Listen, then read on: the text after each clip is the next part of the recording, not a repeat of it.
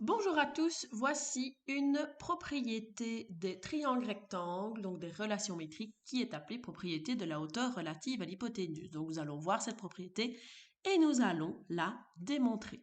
Alors en français, on dira dans un triangle rectangle, vous voyez un triangle rectangle ici, le grand en bleu, le carré de la longueur relative à l'hypoténuse, c'est-à-dire le carré ici du segment AH, est égal au produit des longueurs des segments qu'elle détermine sur l'hypoténuse. Vous voyez que la hauteur, elle coupe l'hypoténuse en deux segments, le segment CH et le segment HB. Et le carré de la hauteur, c'est égal tout simplement à ceci fois ceci. Alors, nous allons tenter de démontrer cette formule. Pour démontrer, il y a toujours 4 étapes. La première étape, c'est faire un dessin, un schéma de la situation. La deuxième, c'est faire les hypothèses. Les hypothèses, ce sont les données de départ, c'est ce que je vois au départ. La troisième étape, c'est écrire la thèse, c'est-à-dire ce que j'essaye de démontrer. Et la quatrième étape, c'est la démonstration, c'est-à-dire une suite logique, un cheminement, une justification de plein de petites étapes qui me permettent d'arriver à la thèse. Comment est-ce qu'on construit une démonstration? On doit utiliser les propriétés vues précédemment ou les formules vues précédemment ou des calculs qu'on a vus précédemment. Donc, ici, dans mes hypothèses, dans les données de départ, j'ai noté que j'avais un triangle rectangle, évidemment, au début. J'ai noté que AH, c'était la hauteur relative ABC, qui est l'hypoténuse dans ce triangle rectangle. Et pour aller plus vite dans les démos, j'ai tout simplement, au lieu d'écrire à chaque fois A, B, B, C, AC, les longueurs, etc., j'ai remplacé par des lettres minuscules les longueurs des côtés pour que ça soit plus facile d'effectuer mes calculs.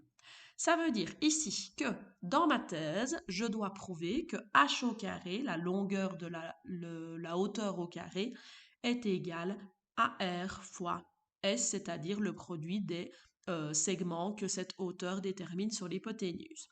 Alors, pour cette démonstration, on va s'accrocher parce qu'on va utiliser plusieurs formules en même temps et on va devoir faire des calculs et des transformations de formules, c'est-à-dire utiliser les mêmes propriétés qu'on a vues dans les équations.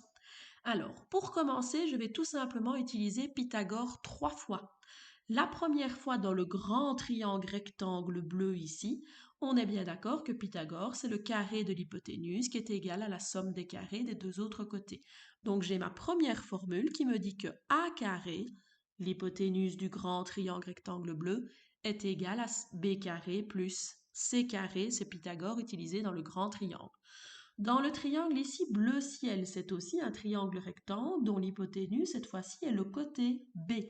Ça veut dire que si j'utilise Pythagore, je dirais que B carré, c'est égal à R carré, ça a des côtés de l'angle droit, plus H carré. Donc dans le triangle AHC, je peux utiliser Pythagore. Je vais encore une fois utiliser Pythagore dans le triangle rose où l'hypoténuse est le C et je me retrouve avec C carré qui est égal à S carré plus H carré. Alors de ces trois formules-là, on va pouvoir faire pas mal de choses, mais j'y reviendrai juste après parce qu'il y a encore une petite chose à écrire. On est bien d'accord que ici, la longueur R plus la longueur S, ça nous donne la longueur A. C'est logique, quand je mets bout à bout les deux segments ici, je trouve l'hypoténuse. Donc j'ai la longueur A, c'est R plus S. Alors si j'élève au carré les deux membres de cette égalité, donc je vais avoir A au carré, ça fait A carré, et R plus S, entre parenthèses évidemment, au carré. Je vais développer ceci et je vais me retrouver avec une nouvelle formule que j'appellerai la formule numéro 3. Ici, c'est la formule numéro 1, c'est la formule où B carré est égal à ceci, et la formule numéro 2, c'est la formule où C carré est égal à ceci.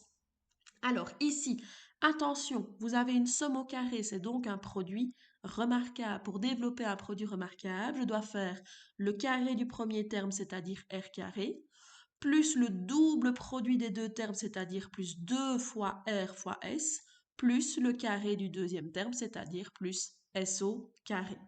Nous avons nos trois formules à utiliser, c'est-à-dire la formule ici 1, la formule 2 et la formule 3 ici. Vous voyez ici que là j'ai B carré qui est égal à quelque chose, C carré qui est égal à quelque chose et A carré qui est égal à tout ça.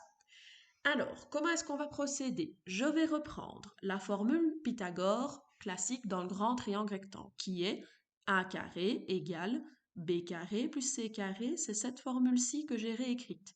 Or, est-ce qu'on ne vient pas de voir que A carré, je pouvais l'écrire que c'était égal à tout ceci? Donc, je vais pouvoir remplacer grâce à la troisième formule le A carré par R carré plus 2 fois R fois S plus S carré. Le B carré, dans la formule numéro 1, j'ai vu que c'était égal à R carré plus H carré. Je vais donc le remplacer par R carré plus H carré. Le C carré, je vois que c'est S carré plus H carré grâce à la formule 2. Je vais le remplacer. On se retrouve du coup avec une grande égalité ici où il n'y a plus de A, de B et de C. Je les ai remplacés grâce aux trois formules vues juste avant. Et donc maintenant, vu que j'ai un égal, je vais utiliser les propriétés des égalités et je vais pouvoir résoudre et essayer d'isoler ce qu'il me faut. Ici, ce qu'il faut isoler, c'est évidemment le h carré pour que ça soit égal à r fois s. On regarde. Premièrement, de part et d'autre du égal, regardez, là j'ai un r carré et là j'ai un r carré. Rappelez-vous, comme dans les équations, je peux donc les supprimer. Pareil ici, là j'ai S carré et là aussi j'ai S carré. Ils sont de part et d'autre du égal, je peux donc les supprimer parce que si je les mettais dans le même membre, j'aurais S carré moins S carré, ça s'annulerait. Je peux donc déjà supprimer ces quatre termes-là. Ça veut dire qu'il me reste dans le membre de gauche ici 2 fois R fois S et dans le membre de droite, il me reste H carré plus H carré, c'est-à-dire 2h carré. Alors, encore une fois, regardez ici, j'ai x2 d'un côté, j'ai x2 de l'autre. Si je faisais passer ce x2 dans l'autre membre, il deviendrait divisé en 2. Et 2 divisé en 2, ça se supprimerait. Ça veut dire que je peux tout simplement barrer les x2 ici. Et je me retrouve avec RS d'un côté, R fois S d'un côté et H carré de l'autre. Alors, vu que c'est une égalité, si vous voulez, on peut remettre dans le même sens que la thèse. On peut tout simplement permuter les deux membres d'une égalité et on va retrouver du coup H carré égale R fois S. C'est bien ce qu'il fallait démontrer, c'était bien ma thèse, c'est pour ça qu'on dit CQFD, ce qu'il fallait démontrer. Donc vous voyez que avec des formules qu'on a vues précédemment, c'est-à-dire les formules de Pythagore et les produits remarquables, et un petit peu de regarder les distances qui sont liées ici, je peux, en formant des nouveaux calculs, retrouver ma thèse. Voilà une des démonstrations des relations métriques.